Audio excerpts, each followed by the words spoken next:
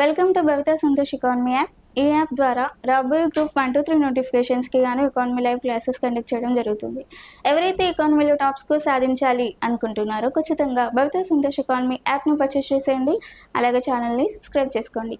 భవితా సంతోష్ ఎకానమీలో daily current affairs అనేవి తెలుగు మరియు ఇంగ్లీష్ మీడియంలో కూడా అవైలబుల్గా ఉన్నాయి. కాబట్టి ఖచ్చితంగా భవితా సంతోష్ ఎకానమీ యాప్ను పర్చేస్ చేసేయండి. ఛానల్ని సబ్స్క్రైబ్ చేసుకోండి. అలాగే ఈ రోజు డైలీ కరెంట్ అఫైర్స్కి సంబంధించి కొన్ని టాపిక్స్ని మనం మాట్లాడుకుందాం. దాంట్లో ఫస్ట్ టాపిక్ పని ఆధారిత నియోజకవర్గాల గ్రేడింగ్. మరి పని ఆధారిత నియోజకవర్గాల గ్రేడింగ్కి సంబంధించి ఆంధ్రప్రదేశ్ రీసెంట్గా రిలీజ్ చేయడం జరిగింది. మరి ఈ పని ఆధారిత నియోజకవర్గంలో భాగంగా ఆంధ్రప్రదేశ్లో దాదాపుగా 175 అసెంబ్లీ నియోజకవర్గాలు ఉన్నాయి. ఈ 175 అసెంబ్లీ నియోజకవర్గాలలో మనకి విజయవాడ, పశ్చిమ విజయవాడ అనేది అత్యధిక శాతంతో మనకి మొదటి స్థానంలో నిలిచింది. దీంట్లో పని ఆధారిత నియోజకవర్గాల గ్రేడింగ్లో ఇది పశ్చిమ విజయవాడ. ఎందుకోసం అంటే మనకి ఉత్తమ పనితీరును ప్రయోగించిన నియోజకవర్గంగా మనకి పశ్చిమ విజయవాడ ఆంధ్రప్రదేశ్లో మనకి మొదటి స్థానంలో నిలిచింది. మరి ఇది ముఖ్యమంత్రి నారా చంద్రబాబు నాయుడు ఇటీవల నిర్వహించిన సమీక్షలో ఈ నియోజకవర్గాల ర్యాంకింగ్స్ని వెల్లడించడం జరిగింది. అంటే నియోజకవర్గంలో అన్ని రకాల పాలనలు, మరి దానికి సంబంధించిన నియోజకవర్గంలో ఉన్న అన్ని రకాల వసతులు సక్రమంగా ఉన్నందుకు గాను ఈ స్థానాన్ని గెలుచుకుంది. ఏది? పశ్చిమ విజయవాడ. మరి నాలుగవ స్థానం అనేది తూర్పు విజయవాడ గెలుచుకుంది. అంటే మొదటి స్థానం మరియు 4వ స్థానం రెండూ కూడా విజయవాడని కైవసం చేసుకుంది. మరి దీన్ని ఎవరు అందించారు అంటే ఈ సమాచారాన్ని ఎవరు అందించారు అంటే నారా చంద్రబాబు నాయుడు గారు. మరి దీనికి సంబంధించి మరి పశ్చిమ విజయవాడలో ఆ నియోజకవర్గానికి ఎమ్మెల్యేగా ఉంది ఎవరు అంటే సుజనా చౌదరి. మరి 4వ స్థానం విజయవాడ మరో 4వ స్థానంలో నిలిచింది. ఎక్కడ? విజయవాడలోని తూర్పు విజయవాడ అనేది 4వ స్థానంలో నిలిచింది. మరి ఆ ఎమ్మెల్యే గద్దె రామ్మోహన్ రాష్ట్ర స్థాయిలో 4వ ర్యాంక్ని సాధించింది. ఎందుకు? ఉత్తమ పనితీరును కనబరిచినందుకు గాను 4వ స్థానాన్ని సంపాదించుకుంది. మరి దేనికోసం ర్యాంకింగ్స్ ఇచ్చారు అంటే సంక్షేమం, అభివృద్ధి మరియు పాలనలో భాగంగా ఈ ర్యాంకింగ్స్ని నారా చంద్రబాబు నాయుడు ఇవ్వడం జరిగింది. So grading of work based on constituents. The Vijayawada West Assembly constituency represented by BJP MLA Sujana Chowdhury has secured first rank in the constituents were categorized on their best performance based on best performance. So West Vijayawada secured first rank. This information was given by Nara Chandrababu Naidu in Andhra Pradesh. So West Vijayawada secured first and East Vijayawada secured fourth. So in this case, Vijayawada East, the MLA of East Vijayawada is Gadde Rammohan. So they given rankings based on best performance in constituency. So in that case they were given rankings to districts. And this is about grading of work based on constituency. ఆంధ్రప్రదేశ్లో bird flu cases. మరి bird flu cases in ఆంధ్రప్రదేశ్లో bird flu cases అనేవి మరలా పెరుగుతున్నాయంట. అంటే మనకి chicken తినడం వల్ల bird flu వస్తుంది అని అంతకుముందైన వైరల్ న్యూస్ అనేది ఇప్పుడు ఇంకా మళ్ళీ రావడం జరుగుతుంది. అంటే తెలంగాణలో కాకుండా ఆంధ్రప్రదేశ్లో ఈ వార్త అనేది వైరల్ అవుతుంది. మరి ఆంధ్రప్రదేశ్లో ఎక్కడ ఈ కేసెస్ అనేవి ఎక్కువగా నమోదైనాయి అంటే మనకి అన్నమయ్య జిల్లా సదుం మండలంలోని అమ్మగారిపల్లి అలాగే పుట్టవారిపల్లి గ్రామాలలో మనకి అధికంగా బర్డ్ ఫ్లూ కేసెస్ అనేవి నమోదు కావడం జరిగింది.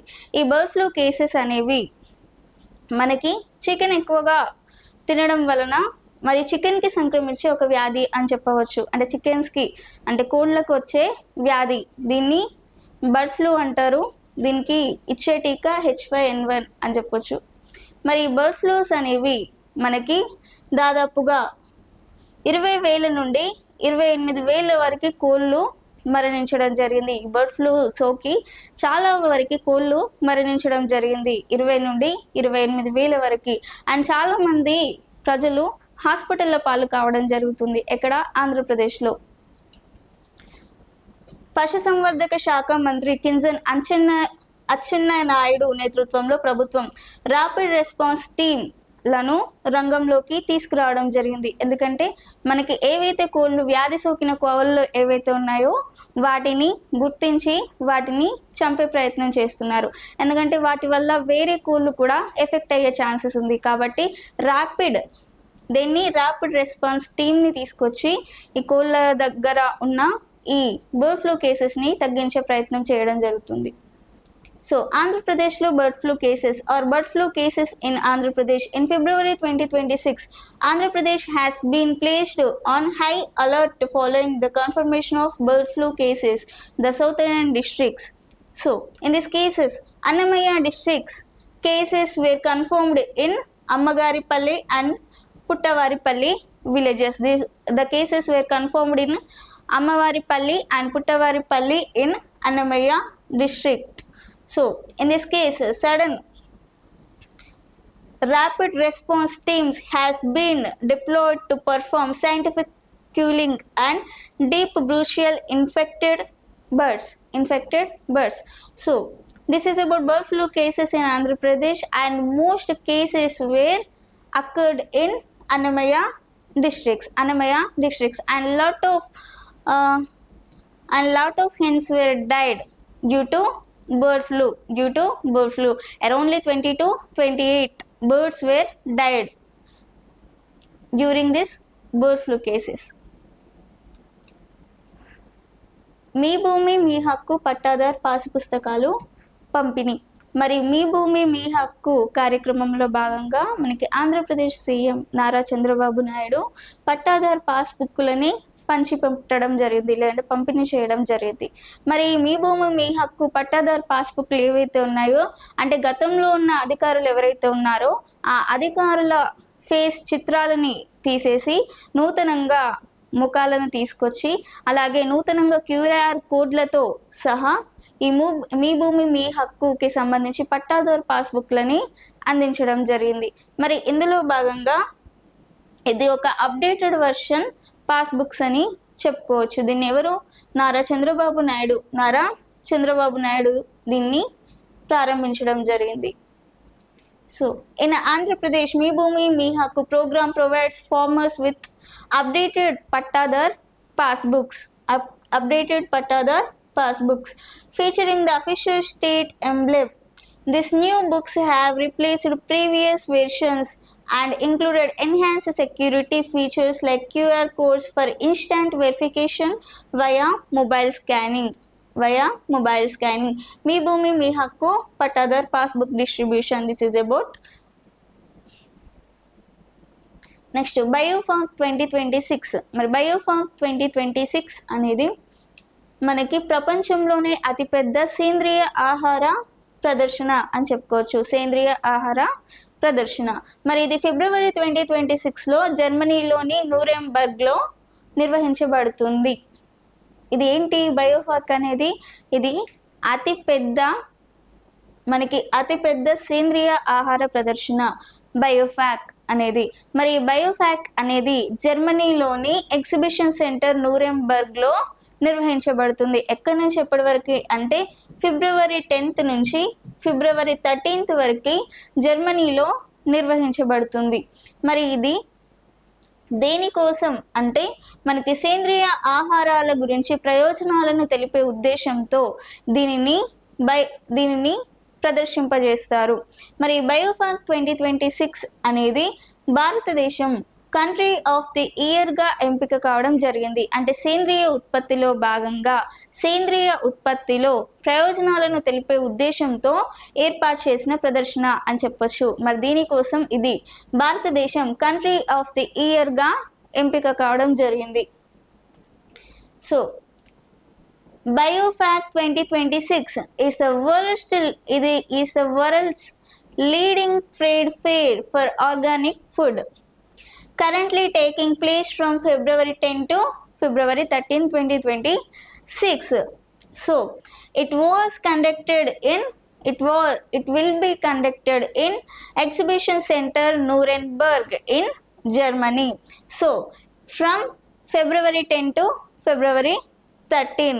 So in this case, this year India has been honored as the country of the year. India has been honored as country of the year in this year because they conducted BioFact 2026. BioFact is trade fair for organic food. So this is about BioFact 2026. అంతర్జాతీయ చిరుతపులుల దినోత్సవం.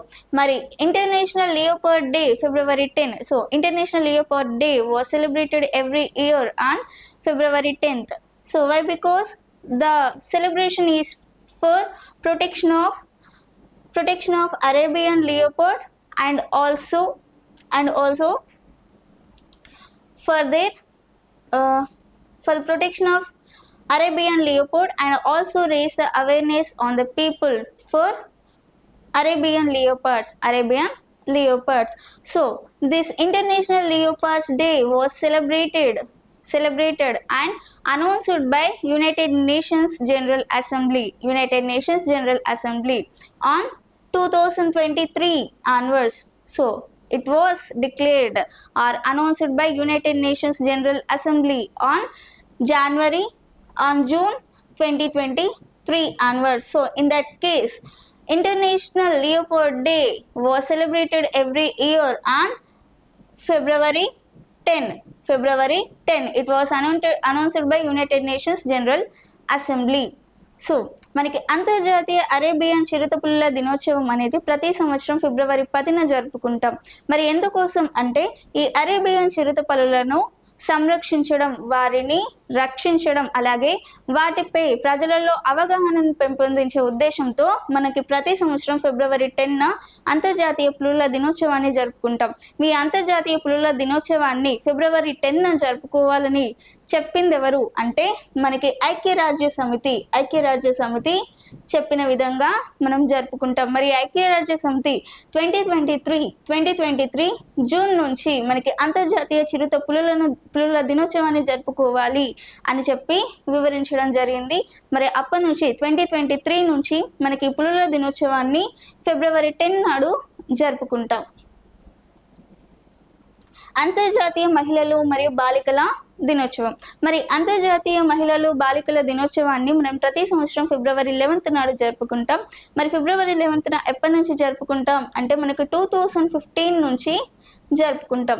మరి 2015 నుంచి జరుపుకోవాలి అని చెప్పి ఎవరు recommend చేశారు అంటే మనకి యునైటెడ్ నేషన్స్ జనరల్ అసెంబ్లీ లేదంటే ఐక్యరాజ్య సమితి వారు అనౌన్స్ చేయడం జరిగింది.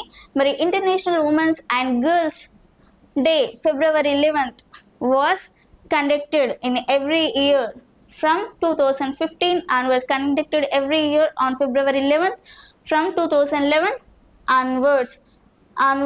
So it was recommended by United Nations General Assembly. మరి ఎందుకోసం అనంటే బాలికలను లేదంటే మనకి శాస్త్ర సాంకేతిక రంగంలో మహిళలు మరియు బాలికలకు కూడా పురుషులతో సమానంగా హక్కు ఉండాలి అన్న ఉద్దేశంతో, పురుషులతో సమానంగా మహిళలకు కూడా అవకాశాలు లభించాలి అన్న రంగంలో మనకి ఈ దినోత్సవాన్ని జరుపుకుంటారు. సో మరి ఈ థీమ్ ఏంటి అంటే from vision to impact, redefining STEM by closing and gender gap. మరి ఈ థీమ్తో జరుపుకుంటారు. The theme of this international women's and girls day is from vision to impact, redefining STEM by closing the gender gap. So in this case This celebration is about to give full. This celebration is about promote full and equal access to and partnership in science for women and girls. So this is about International Women's and Girls Day was celebrated in February 11th. అస్సాంకి 182 మిలియన్ల రుణాన్ని ఆమోదించిన ADB. మనకి Asian development bank అనేది అస్సాంకి 182 మిలియన్ల రుణాన్ని ఆమోదించింది. మరి 182 మిలియన్ల రుణాన్ని ఎందుకు ఆమోదించింది అంటే మనకి అస్సాంలోని బ్రహ్మపుత్ర నది ఏదైతే ఉందో అస్సాంలోని బ్రహ్మపుత్ర నది వెంబడున్న వరదలు మరియు నది తీరా కొరతను నివారించే ఉద్దేశంతో ఆసియా అభివృద్ధి సంస్థ 182 మిలియన్ల రుణాన్ని అస్సాంకి అందజేయడం జరిగింది. సో మనకి అందుకోసం మనకి ఏడీబీ అనేది 2023లో కూడా 2023 అక్టోబర్లో కూడా అస్సాంకి దాదాపుగా 200 బిలియన్లని ఆమోదించడం జరిగింది. 200 మిలియన్లని ఆమోదించింది. ఇప్పుడు అస్సాంకి మరింత ఆర్థిక సహాయాన్ని అందిస్తూ 182 మిలియన్ల సహాయాన్ని అందించింది అస్సాంకు. ఎందుకు? బ్రహ్మపుత్ర నది యొక్క వరదలు నది కొరతను నివారించే ఉద్దేశంతో.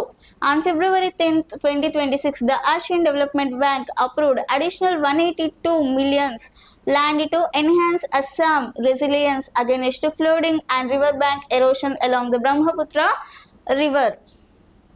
The supplements on existing 200 million projects, bringing the total project cost. And this is about ADB approved 180 billion loans to Assam. Next Bihar అసెంబ్లీలో ఈ విధాన్ యాప్ ప్రారంభించిన ఓం బిర్లా. మనకి బీహార్ అసెంబ్లీలో ఓం బిర్లా మనకి ఈ విధాన్ యాప్ని ప్రారంభించడం జరిగింది. ఈ విధాన్ అంటే మనకి పేపర్తో అవసరం లేకుండా డిజిటల్ వ్యవస్థలో భాగంగా ఈ విధాన్ యాప్ని ప్రారంభించడం జరిగింది. మరి ఈ విధాన్ యాప్కి ముఖ్యమంత్రి నితీష్ కుమార్ జాడా లేకపోవడం గుసగుసలాడుతున్న ఒక విషయంగా చెప్పుకొస్తున్నారు. ఇందులో మరి ఈ సన్నివేశంలో మనకి నితీష్ కుమార్ లేకపోవడం చెప్పుకోవచ్చు. ఓం బిర్లా లాంచెస్ ఈ Vidhan app in Bihar assembly because the temples of democracy, the legislatures are adapting modern technology instead of wrestling with bundles of papers. Bihar Vidhan Sabha became the venue for another historical event on Saturday, moving towards going to digital. So it was Bihar Assembly moving towards to digital because they are avoiding wrestling with bundles of papers. This is about Om Birla launches e-Vidhan app in Bihar Assembly. Next, Rahway scheme. మరి రహవే scheme అంటే ఏంటి అంటే మనకి రహవే scheme అనేది ప్రమాదంలో ఎవరైనా ఎవరైనా మరణించినప్పుడు లేదంటే యాక్సిడెంట్స్ మనకి జరుగుతూ ఉంటాయి కదా, ఆ యాక్సిడెంట్స్ జరిగినప్పుడు ఎవరైతే ఆ యాక్సిడెంట్స్ బారి నుంచి వాళ్ళని కాపాడి హాస్పిటల్స్ని తీసుకెళ్తారో వారిని ప్రోత్సహించే ఉద్దేశంతో ప్రారంభించబడింది రహవే స్కీమ్. మరి ఈ రహవే స్కీమ్ ద్వారా ఎవరైతే యాక్సిడెంట్స్ నుంచి కాపాడుతారో వాళ్ళని ప్రోత్సహించేందుకు దాదాపుగా 25,000 వరకు నగదును మరియు పత్రాన్ని అందిస్తారు. మరి ఆ విధంగా ఒక సంవత్సరంలో ఇలాంటి సహాయాలు ఎవరైతే చేస్తారో వాళ్ళలో 10 మందిని సెలెక్ట్ చేసి ఆ 10 మందిలో ఒకరికి ₹1,00,000 వరకు నగదును అందిస్తారు. అలాగే ఒక ట్రోఫీ అలాగే ఒక సర్టిఫికెట్ని కూడా అందిస్తున్నారు. So, Rahway scheme is a national initiative by the Ministry of Road and Transport Highway designed to reward and protect so it is designed for citizens who help road accident victims. It is designed only for citizens who help road accident victims. So in this case who were protected in accidents, they were rewarded for 25,000 and with a certificate. So in this case Rahway scheme introduced another they are selected 10 members in a year and they give 1 lakh to them and also a trophy and 1 certificate, and this is about Railway scheme. And ఇది ఈరోజు daily current అఫైర్స్కి సంబంధించి. మీకు ఇలాంటి topics ఇంకా కావాలి అనుకుంటే ఖచ్చితంగా భవితా Santosh economy యాప్ని పర్చేస్ చేసేయండి, అలాగే ఛానల్ని సబ్స్క్రైబ్ చేసుకోండి. Thank you.